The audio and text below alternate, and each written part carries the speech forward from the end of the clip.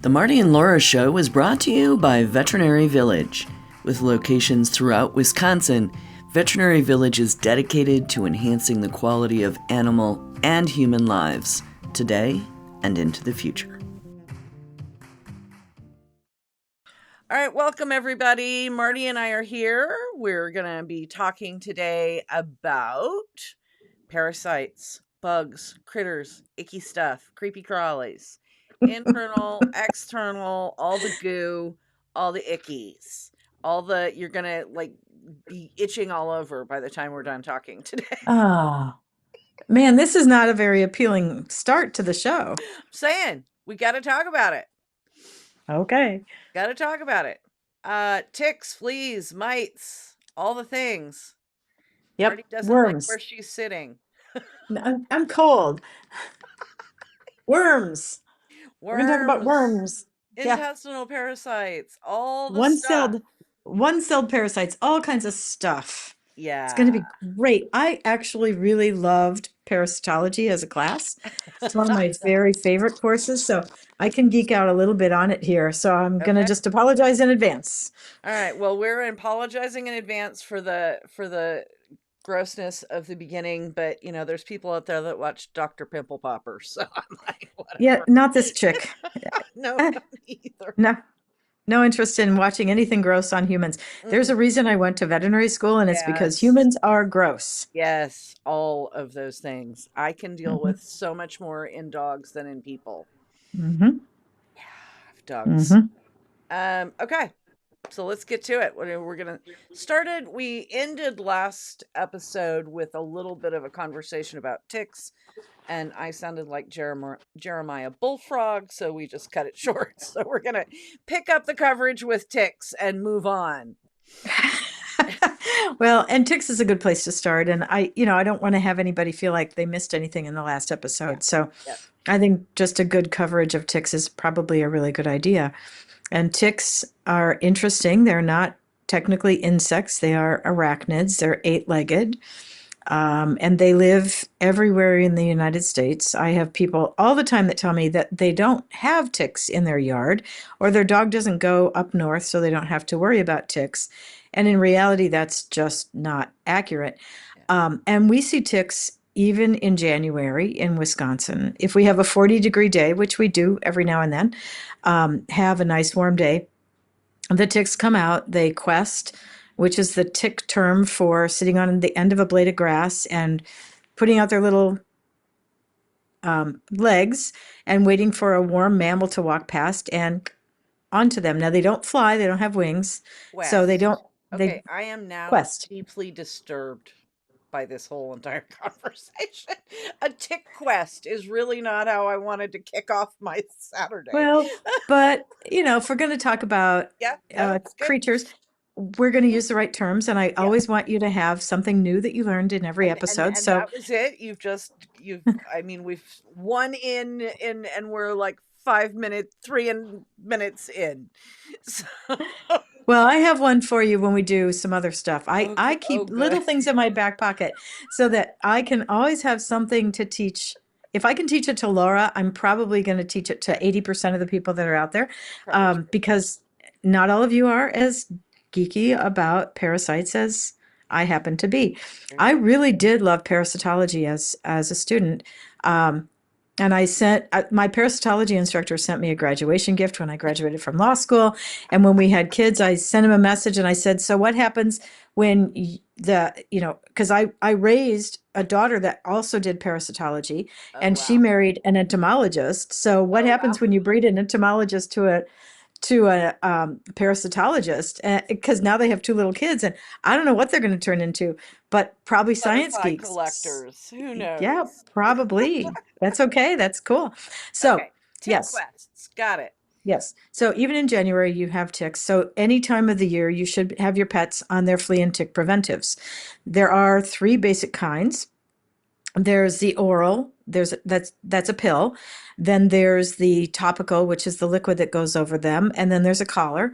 And our collars now are much better than they used to be. And in the next year or two, we're going to see another product or several products coming to market that will completely change how we've been managing tick control. It'll be the same drug, but in a different delivery system, I believe. Oh, wow. So we're going to see some cool stuff happening, and it will make your life for parasite control easier, cleaner, just less things to fuss over. So we're going to have some cool stuff, and we'll revisit when we have a Yeah. new product. Yeah. So, one of the great things about talking to Marty, you guys, is that she knows stuff that not the rest of us know in terms of what's coming because she is prominent enough in the world. So that's a cool piece. Um, I just stick my nose into places. No, I'm on a bunch of committees. I'm on a bunch of yeah. stuff, so I do Well, try to and stay I do cutting want to edge. put in a little plug here. There's been a lot of recent research, a good bit of it funded by the AKC Canine Health Foundation, about the potential role of ticks as vectors for things that up to and including cancer, right? So Mhm. there's some really fascinating research being done Yeah. in this entire arena. Yeah, there are some tick-borne diseases that they believe may have a link to cancer, the bone marrow type of cancers, lymphomas, Yep. and similar things to that. So it's really interesting research. I don't think we have enough solid information to say that there's a definite cause and effect, but I think there's probably going to be more to it than just a coincidence. Hmm. So these parasites of the blood cells can really cause some interesting disorders. So yeah, be tuned. Stay tuned because there's going to be more Okay. information coming. And so it does tell us that we really do need to up our game on tick and flea control. The same products that control fleas control ticks, and they also control mites. So we have pretty good parasite control with whichever product you decide to pick. The topicals have the advantage of preventing any kind of tick or flea coming onto the pet, Hmm. but they are liquid. They do cause oily spots. They do cause some dogs to be they get the heebie-jeebies because as the product evaporates, it feels really weird. And having used permethrins on my own skin when my daughter was in grade school, she came home with scabies. So we, yay, got to use this product.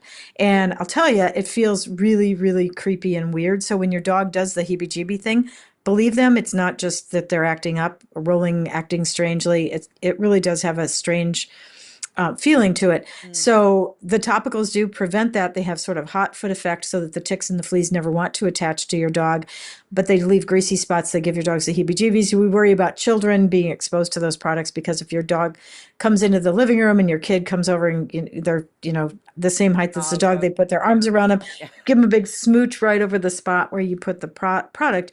There are reasons for concern. There's not like you shouldn't panic, but there's certainly reasons for concern on chronic exposures to those things. The orals prevent the flea and tick from staying on the pet, but they do still end up with some bites that typically the ticks will fall off within 24 to 72 hours, probably in the amount of time or less that it would take for that parasite to cross from the tick into the dog.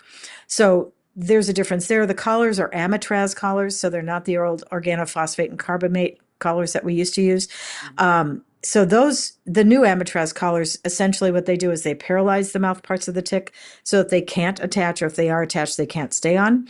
So Mm. they all have a different mechanism of action. They're all interesting. And you can actually, with some of these products, double up on them. If you have a very bad problem where you live Hmm. in northern Wisconsin, where Lyme disease is bad, anaplasmosis and Connecticut. Ehrlichia is bad, ticks are horrible. Like we have friends that sit on the couch every night and they pick ticks off of their dogs. That just doesn't sound like a hobby that I want to partake in. No.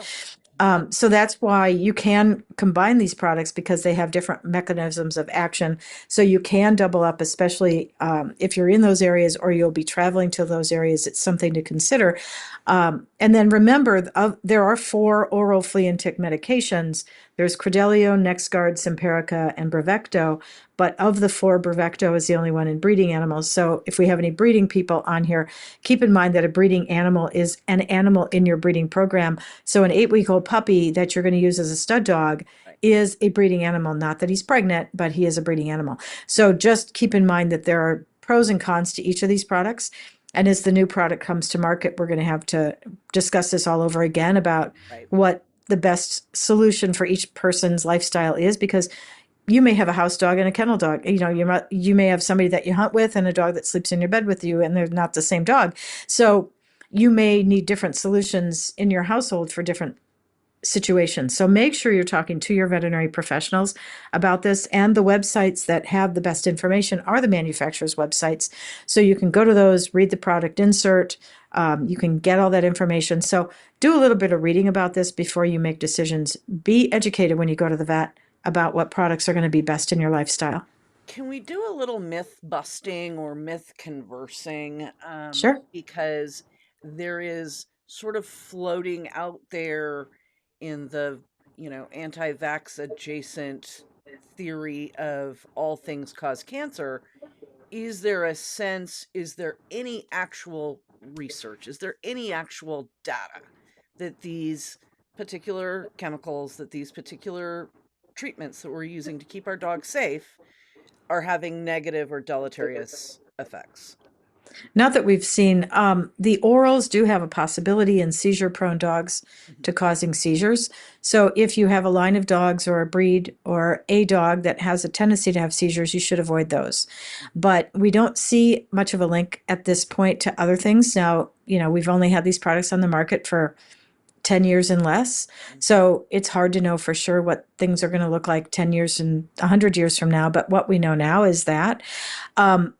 The other thing to realize is products like fipronil, which are the active ingredient in Frontline, and many of the other topicals, the little squeezy things that you put on your dog's back, and many of those will have more than one chemical in them. But the basic, just plain old Frontline, the first one to market, is fipronil, and that's used in food crops in Europe, on food crops. So the stuff people eat in Europe. And the Europeans are very conservative about the products that are in their food supply, so much that some of our food supply is not allowed to be imported into the European countries because they feel like the Americans are a little bit wild and loose with their products. So, at this point, we don't have that information, but you have to weigh the risks and the benefits. And if the risk of Lyme disease is that 1 in 2 dogs in your household are going to end up with Lyme disease if you don't use the product. And Lyme disease can be fatal. It's not just an inconvenience. It's not just the dog may be sick, but we see dogs that die of Lyme nephritis, kidney disease. We had 3 Labradors in 1 month that died from Lyme nephritis. So it's something to be taken seriously. It's not just like, oh, there's a tick, it's icky. Well, and it's not It's worse. Lyme disease, ehrlichiosis, Rocky Mountain spotted tick fever. I mean, and in this same, or not same research, but in additional research that I know I've discussed with the AKC Canine Health Foundation, are the other tick-borne diseases that are coming with imported animals from other countries. And so we're starting to see diseases in the United States that are not from here. I guess how to say that. Right. And those are important things to realize. So yes, we need to be careful. And things like the Lone Star tick, we used to only see the Lone Star tick. Well, it's named after Texas, so it was discovered in Texas, but it has moved north of Illinois now, so that it's not just in the southern tier or southern 2/3 of the country. It's moving into the northern states as well. Our climate change has changed. People travel a lot, so there's definitely concerns. And there's also a condition in humans that after a tick bite, and it hasn't been reported in dogs, but in humans in certain humans after a certain tick bite, that they can no longer eat meat. So there's some bad stuff that happens. And anytime, creepy. Yeah, anytime that your dog is bringing something into your environment, you have to be thoughtful that could end up in your environment. Yeah, that's the other thing. We talk about zoonotic diseases. Tick-borne diseases are by definition zoonotic diseases. Ticks bite people too. And cause very serious problems to people. Right. So alpha-gal syndrome is what that's called. So you can't eat any kind of food made from mammals without having an allergic reaction. So this is no joke, folks. This is something you need to take seriously. I've had a client lift up her bed skirt and find a whole nest of ticks, 10,000 ticks in her bedroom. Oh, So, stop. this is stuff but this is the point is I don't want to find one tick, much less a whole tick nest. So we have to be thoughtful about it. It's not just fleas. It's not just ticks. It's the whole package that it can be pretty unappealing. I'm So just going to use tell your you that products. just triggered like a really bad. Mhm. I need a trigger warning on that. Do you Okay, have, turn down your radio. I know, right? Here's another thing to ask, and I think it's important for people to consider treating your environment as well as Mhm. just your dog, right? So, Right. any suggestions on that? Well, a lot of people are concerned about putting sprays on their lawns, and that's okay. I understand that. Ticks really like to hang out where the grass is longer, so keeping your lawn trimmed short, keeping trimming around your bushes and things like that can be really helpful in reducing it. Ticks don't fly, ticks don't fall out of trees, but they do stand on that long, tall grass. So be sure that you're doing the yard trimming that you need to, keep the grass trimmed, and just basically good hygiene in your yard is going to be super important in reducing that. And then, of course, we don't want to forget the fleas because, Right. at one We've got point, fleas fleas, we've were, got mosquitoes, we're working our way yeah, down the down the thing. yeah. And at one point, fleas were kind of more dreaded than ticks, but I don't know which is worse. I guess it depends on where you live. Where I live, ticks are worse, Yeah. but you just don't see as much of a flea problem. Maybe once every 10 years, I'll have a client that comes in with fleas, but almost every year, that same client will come in with ticks. And I have found ticks on me after I've been in the examiner, which really delights me as well. And I've also taken home fleas, so Mhm. on me. So they will temporarily jump onto you. They don't want to stay on a human.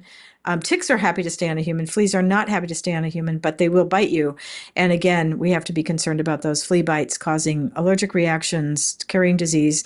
Tularemia and other things come from flea bites. So again, they're not just an innocuous little icky thing. It's something you really want to be able to control. And even cats that never go outside, if you have a dog that goes in and out, and the cats are 100% in the house, the dog can still bring in fleas. The fleas will go, "Ooh, you taste bad," because you're using a flea and tick preventive on the dog, but not on the cat. So they come into the house on the dog, find the cat, live on the cat, and then you can have a pretty significant flea infestation in your home. Again, you can spray the yard for those things. You can use products in the house, but we rarely have to spray and bomb our houses for fleas like we did in the past because our flea products are so much more effective. And with fleas, there's another pill. There's a pill called Capstar. It only lasts for 1 day, for 24 hours, Right. but it will kill the fleas Yeah. instantly on a dog or a cat. So it's pretty great. Like I if, carried it when I was traveling, like for yeah, dog shows, because if you went to an outdoor show and it had or a some flea kind of bag hotel. flea bag hotel, literally, and you see fleas on your dogs in the truck. Right. I've got 10 dogs that I can't, and the Capstar just like that, Yeah. super Yeah. handy. And I do it like if the husband brings in his hunting dog and he put it in his wife's car and he comes in with the dog and we diagnose the dog with fleas, I'm like, so I'm going to protect you. By the time you get home, your dog will not have fleas. So your wife will not throttle you for putting the hunting dog into her good car and driving to the vet. So it definitely has some advantages to being able to do that, but it doesn't give you long flea kill. It just gives you a quick knockdown so you can get the problem under control quickly. But like I said, we rarely bomb houses anymore because the flea and tick products work very effectively in long-term control. So a tablet for Bravecto will last you 12 weeks. The tablets for Credelio, NexGard, and Simparica, and the topicals will typically last you about 4 weeks. Yeah. So it's much better. My pro tip on fleas, because I do live in flea country, if you do get fleas in your house, weird, but it works. I got it from a Florida person. I've used it a million times. 20 mule team borax.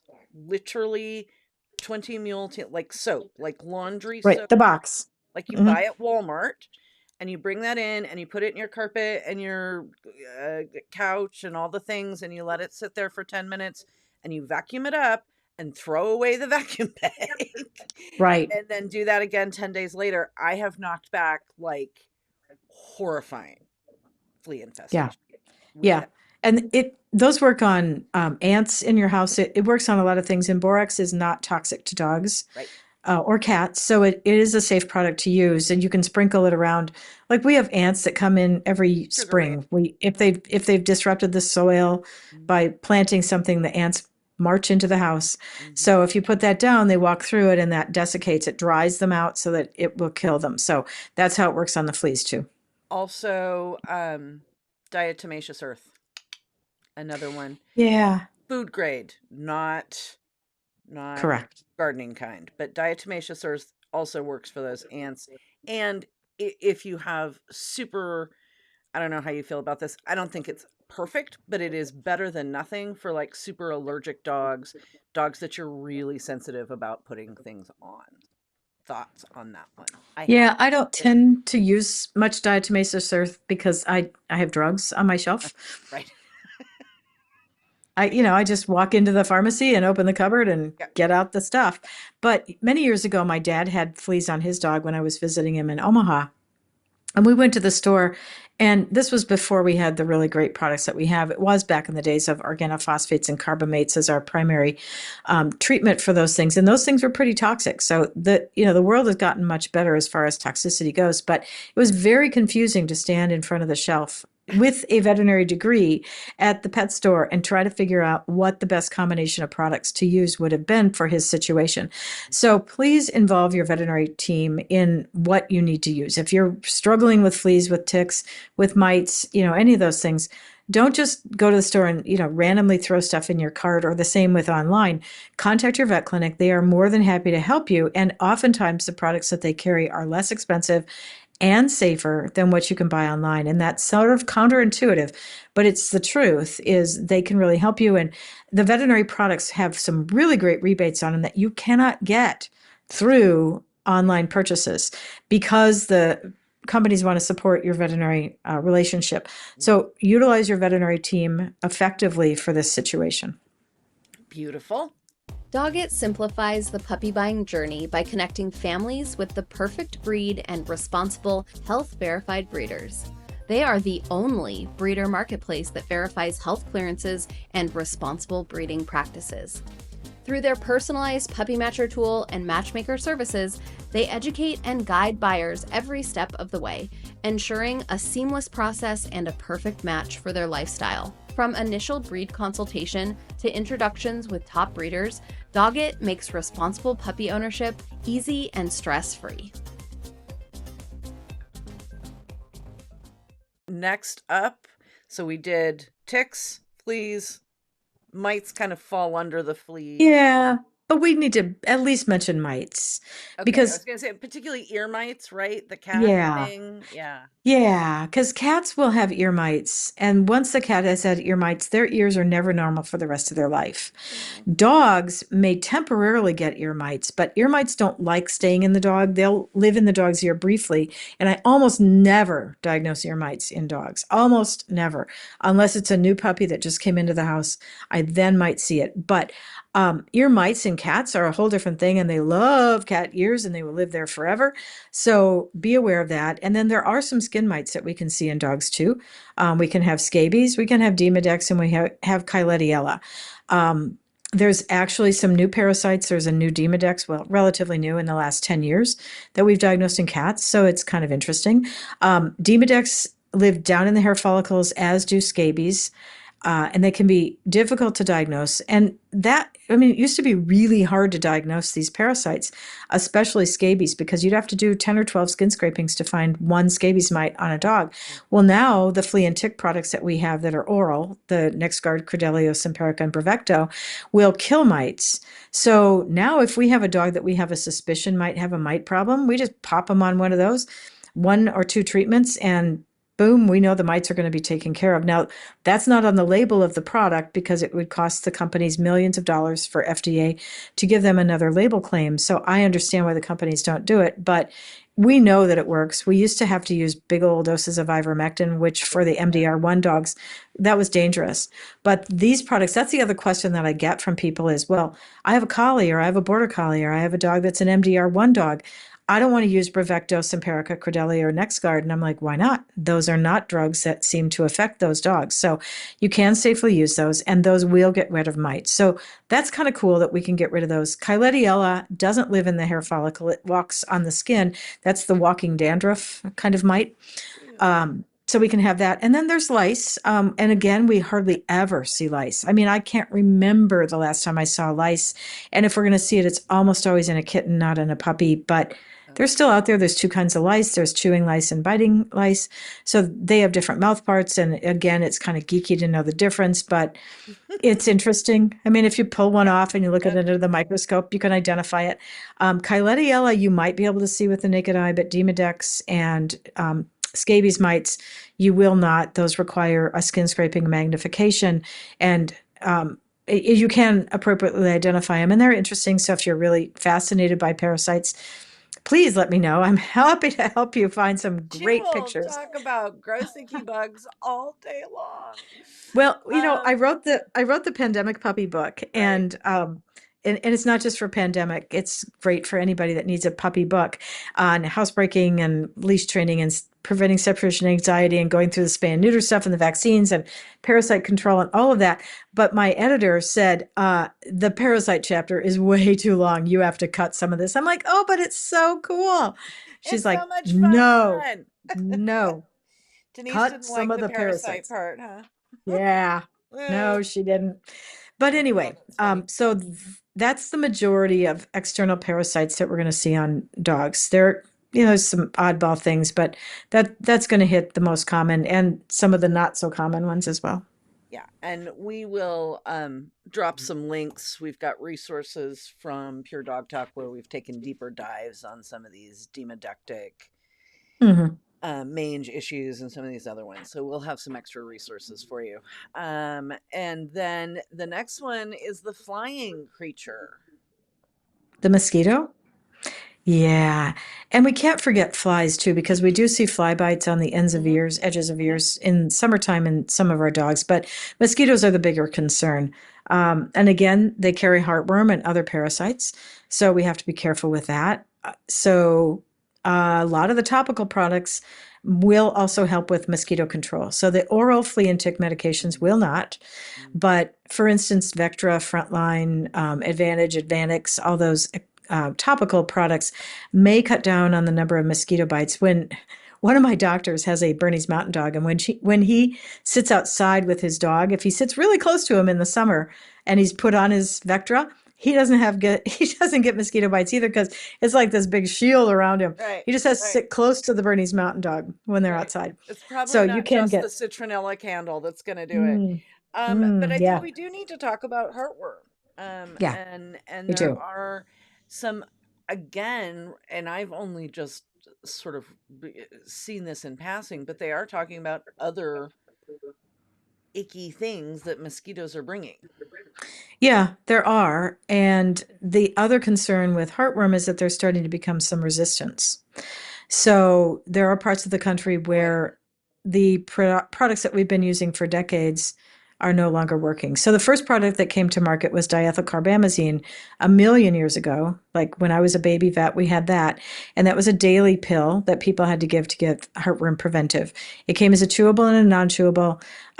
You can still buy it if you buy it from Australia. I have no idea why you'd want to do that, but I know people do. So it makes me nuts because you have to give it every single day and the dogs don't like it. So make your life easy. HeartGuard came to market in the early 90s, and it's ivermectin based. And again, the border collie Sheltie people are concerned about it, but the dose in those products is infinitesimally small, and it's not going to cause the MDR1 dogs to have any kind of a reaction. So heartworm preventives can be given as an oral medication once a month. That's HeartGuard, Interceptor, Iverheart, Trifexis, all kinds of different products. ProHeart is the annual injection. So you can get an injection that lasts a year. And I have a friend that runs a vet clinic down in Memphis. And in 1 year, they had 82 heartworm positive dogs that were on appropriate preventives orally.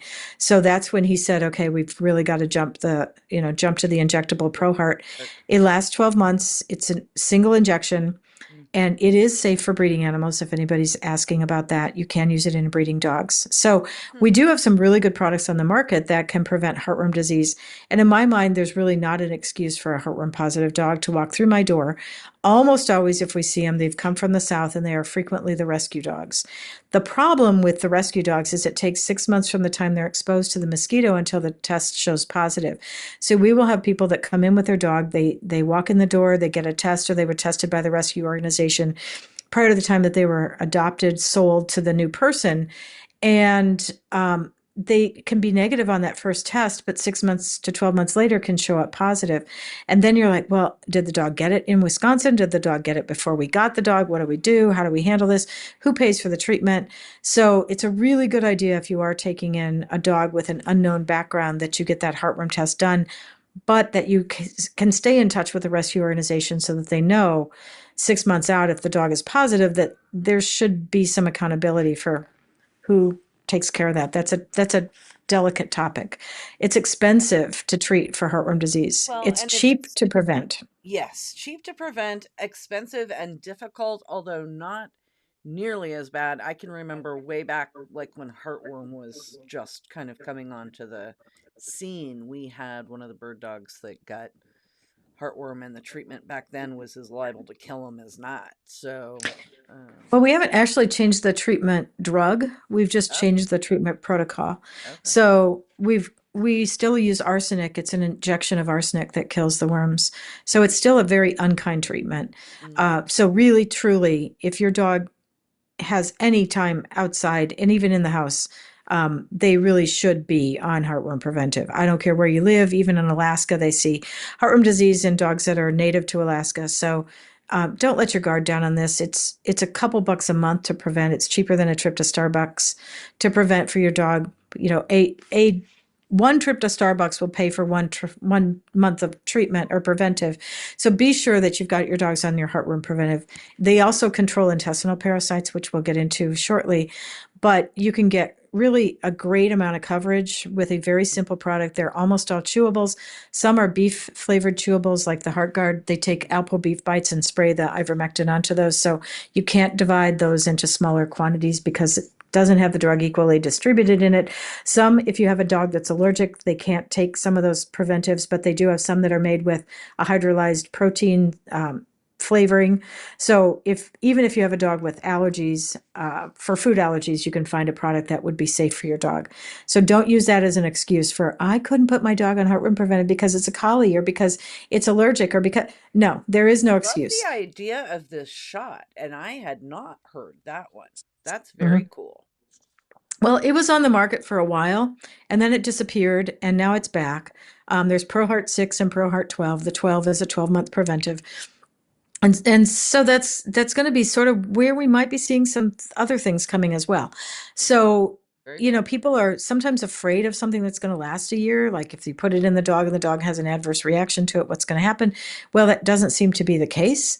So, if you struggle getting medication to your dog, if any of those things happen, then, you may talk to your veterinarian about it. We don't at this time carry the ProHeart in our practice because you have to use the bottle up in a certain amount of time after it's open, and unless you have a certain number of clients on it, blah, blah, blah. So you may have a harder time finding it in the northern states than in the southern states. But if you come in with a raft of dogs and you're going to use a whole bottle, then your vet may very well be willing to purchase that and have that in inventory for your use. Okay. Very cool. All right. Yeah. So external flying. Now we get to the really icky ones. Oh, yeah. The great ones. So there's one-celled parasite, intestinal parasites in dogs like Giardia and Coccidia. And then we have the actual worms, which would be roundworms, hookworms, tapeworms, and whipworms. So there's basically 4 worms that we can see in dogs, and the 2 one-celled parasites, which are the most common. Now, many, many places end up with Giardia and Coccidia as almost endemic in their facilities. Rescues, breeders, humane societies, those parasites, once they're in the soil, are almost impossible. Yeah, they're just there. So I don't want you to hear this program and then go to your breeder or your rescue or your vet and say, I got this dog from somebody that was substandard, because frankly, once it's there, it's almost impossible to get rid of. It is. So it's very important that you get those stool samples in and have them checked. There's the old kind of stool sample that we used to just do fecal flotations. We would look for the eggs under the microscope, but now we have ELISA testing, which is way cooler, and they can find the parasites even in small numbers, even in those difficult ones to find like Giardia, even if they're hard to find like whipworms, which are difficult to find on stool samples. So those more sophisticated stool testing, those are always done at reference labs. You can do an in-house Giardia, but you can't do ELISAs for the other parasites. So if your vet is charging you a little bit more for a parasite test because they're sending it out to the diagnostic lab, you are going to actually get more bang for your buck. So don't complain. It might be close to $100 to have a fecal done, but if you want your dog walking around with parasites that can also then are zoonotic and potentially affect you and your family, then, suck it up and realize that to have good dog health and good human health, we have to have some good fecal testing. So don't complain. Let your vet send it out. Get a good answer. The other thing I think that's really important that we talk about here is the treatment for coccidia. I only use Albon, which is a sulfonamide. There are a few cases in really rare situations that I will use Panazaril, which is an equine product, a horse product. But Tetrazaril is, in my mind, this is my personal opinion and that of perhaps the FDA, that this is a very dangerous drug. You can purchase Tetrazaril in the United States. However, it is illegal. There is no U.S. product for Tetrazaril approved for any species in the United States. Not horses, not cattle, not pigs, not chickens, not goats, not sheep. No species has a Tetrazaril approved product in the United States. So I flat out won't use it. You can Google if you don't trust me. Google FDA letter You're smarter than Tetrazaril. Dr. Google. Yeah. So type in Tetrazaril FDA warning letter, and you will see that in May of 2024, the FDA issued a letter to several of the organizations that are selling Tetrazaril to cease and desist the sale. However, the last time I looked, the address for the Tetrazaril shop was the UPS store in Pace, Florida. And so UPS store is, it's not like the person that uses UPS store is sitting there for FDA to come and issue a warning letter to. So please do not use that product. Please do not let your breeder use that product. Please do not encourage anybody to use that product, because it is not a legal drug in the United States. We have Albon. It's a very good drug for coccidia, and it's made by a company that if you have an adverse event will help you. They will cover the cost of treatment. So don't do it. Don't do it. Don't do it. Marty says don't do it. If you have some, go in your kennel and throw it in the trash. Don't do it. Nope, bad. Giardia is treated with, I'll let you say 2 drugs. Yeah, either metronidazole or Panacur, fenbendazole. Yeah, fenbendazole, Panacur, Safeguard, all the same product. It can be a little bit tricky to get rid of for 2 things. One is that we are starting to see some resistance. So sometimes you actually have to use both metronidazole and fenbendazole to get rid of it. But this really cool thing happened about a year ago, and they now make a liquid metronidazole. What? How did I not know that? Well, this is another slap your forehead moment. Woohoo! Are you yes, serious? you can. Yeah, it's flavored. It tastes decent. I'm not. It doesn't taste great. Well, no, but but now we don't have to try and crush it and make it into some kind of a solution for puppies. We don't have to do all the stuff we were doing. It's called Aradia. It starts with an A, sits on your vet's shelf. It's got a shelf life. You don't have to compound it at a special pharmacy. Your vet can just pull it off the shelf, hand it to you, and you can take it home. Super cool. That is heaven. Yes. That is it's a magical sauce right there. Yes. It's a big improvement. The other problem with Giardia testing is the ELISA test, when you do it at the reference lab or at the vet clinic in the little snap test, is that test will stay positive long after the Giardia cysts are actually eliminated from your dog's GI tract. The problem is we don't know how long the test stays positive for. So if you purchased a puppy and it was treated for Giardia and found to be negative before, negative of the cysts before you took it home or when you got it home, and your vet runs this ELISA test, it can show up positive. They shouldn't see the cysts. If they see the cysts, you still have an active infection. If they don't see the cysts, but you have a positive test, it just means that there's a residual antibody floating around in there, or antigen floating around in there, and then the vet clinic is going to show that as a positive. So you have to know how to interpret those results. And frequently, if I get a negative on the flotation and a positive on the ELISA test, and it's an adult dog with formed stools, I don't always treat. If it's a puppy with diarrhea, yes, they are going on medication. But an adult dog, oftentimes we don't. The other great thing about sending the diagnostic lab your fecal sample is we'll frequently get reports back that say something like Eimeria, which is a coccidia, one of the coccidia organisms. Coccidia comes in two versions, Isospora and Eimeria, just in case you want to know, there's two. Again, if you look under the microscope, you can tell the difference. But Eimeria, oftentimes the dogs will go out and eat deer poop, rabbit poop, horse poop, whatever, some delicacy that they find out in the field or in the pasture. And that will show up on the stool sample. When I look at it under the microscope, I'm like, oh, look, there's coccidia. When the lab looks at it under the microscope, they may say, this is Eimeria, not a species that is found as a parasite in this species. Like, it's not a dog parasite. Just be aware that the dog is practicing coprophagia. Coprophagia is the nice word for eating poop. So I'll call clients and say, your dog has Eimeria. We're not treating for it. I just want you to know your dog does eat poop. And they're like, oh, God, was he out there again? So oftentimes it's not a surprise. You knew that. It's just you didn't know it happened the day before you took the stool sample to the vet. So there's lots of reasons for your vet clinic to send those stool samples out. There's a lot of reasons that the stool sample costs a little bit more than it used to. Suck it up. You're going to pay for it once or twice a year.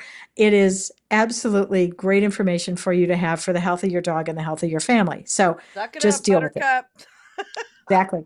Just deal with it. Okay. So another one that is like tied together, and I am assuming that most of the people who own dogs and cats know this, but fleas and tapeworms are part of the same life cycle. So we need to start the conversation about internal parasites by discussing external parasites and how they go together. Yes. So Diploidium is one of the intestinal parasites, tapeworms, and that is spread through a flea that bites they'll carry the eggs of the tapeworm, and then the dog or cat will have a flea bite. They'll turn around, bite at the flea, swallow the flea, and then the flea drops its little present inside the dog, and then you end up with tapeworms. So yes, you can see Diploidium tapeworms from a flea infestation. So if your dog has Diploidium on a fecal analysis, then you may end up having to treat for fleas and ticks as well. The other thing is, on fecal samples, even if they're sent to the diagnostic lab, oftentimes they do not see the tapeworm. They are now testing for the ELISA test on the tapeworm, but for years we've had clients come in with a stool sample. They saw a parasite in the dog's stool. They brought the stool in. We run the stool sample in the hospital on a flotation test, and we tell them that it's negative. No parasites were seen. And the client gets pretty upset because they're like, I saw worms. Why can't you people find them? Well, tapeworm, those segments were heavy and they would sink to the bottom, while everything else that we looked for roundworm, hookworm, and whipworm eggs would float to the top. And so we literally wouldn't see that there was a parasite unless we actually saw it in the stool as we were mixing the stool sample up with the salt solution and running the stool sample in the hospital. This is why we send them out, is because my staff did the same thing, like, really have to touch poop all day long? So they're much happier to send the fecal samples out to the diagnostic lab. So you can see tapeworm segments in a stool sample and it can still come back negative or no parasite seen at your vet clinic or at the diagnostic lab. So if you've seen that, tell your vet clinic. And even better, if you see that, take out your cell phone and take a photo of what you're seeing, because then we know exactly what you're seeing. Put it in a little plastic baggie. Well, yeah. But sometimes they're still moving, and so it might not be where you put it when you get to the vet clinic. So take a photo. If you see something that you don't think is right, anything with your dog, whether it's a behavior or a parasite, or cat. Don't forget the cats. Get out your phone and take a picture. If it's a seizure, if it's a parasite, if it's anything, get out your phone. You all have one in your pocket. pull it out of your pocket and take a photo or a video. And then you have a lot more data to share with your vet clinic or your veterinary staff when you get there. Now, I often get pictures of feces from my clients. It's delightful because they want to show me how many, what color, how frequent and what it looked like. My favorite picture came in about 2 or 3 years ago, and it was a stool on the lawn, the green lawn. We do have green sometimes in Wisconsin. And next to the stool was a ruler. And I looked at the photo and I looked at the person holding the phone and I said, okay, I've seen lots of photos of feces. Why the ruler? And he looks at me and he sheepishly says, I'm a retired cop. I'm like, of course you are. And you were collecting evidence. Good job. So I now have told my clients they have to step up their game and I want rulers in all their photos. So, Oh my just, God. Okay. well, if you don't have fun doing this, you might as well quit. Okay. So I have this is one of my favorite stories. I have to tell, I don't even think I've ever told you this one. I might have. Uh-oh. I know. So just so you guys just buckle up, because here it is. Vets do have a sense of humor. You might not see it, but I promise you they do. And my old veterinarian from when I was a little kid, Dr. Ross, his first clinic was in like a little strip mall, and his next door neighbor was like a candy shop, and he used to like to really mess with the guy in the candy shop. Oh, no. So, yeah.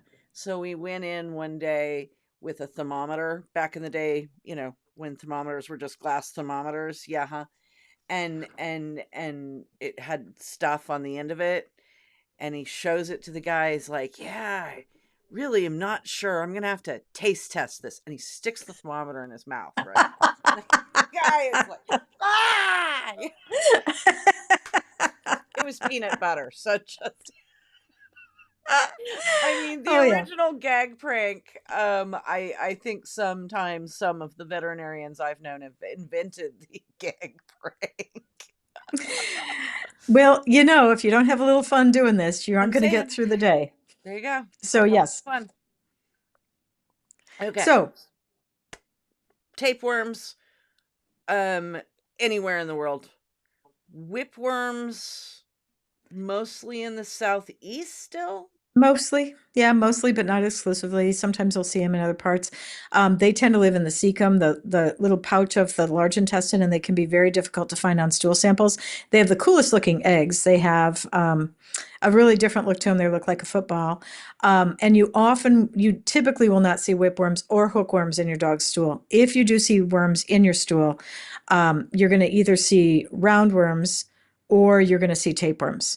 Now, it's really important that we also know that dogs don't get pinworms and children do. Right. Horses have pinworms, children have pinworms, dogs do not.